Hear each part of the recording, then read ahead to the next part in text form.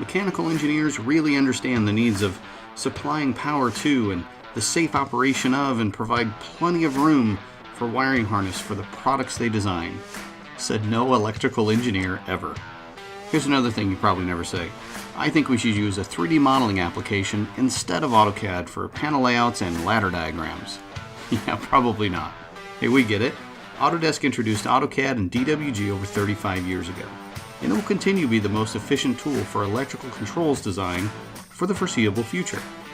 So this isn't an attempt to move you to 3D for electrical design. This is a discussion about using the right tool for the right task, so that product design and controls design, including your electrical layouts, can happen in parallel, reducing the painful back and forth of incremental updates. To do that, you need a common data model, one that works with both AutoCAD Electrical and Autodesk Inventor, a shared library of components, and bidirectional associativity so that when changes are made, they're reflected in both the 2D layouts and the 3D models. And let's be honest, you spend most of your time updating what you thought was a complete drawing, right?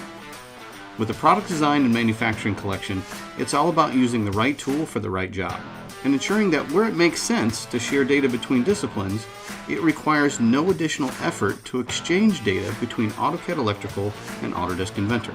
We call this functionality the electromechanical utility. You'll call it the we spend less time on revisions utility. Either way, we think you're going to like it.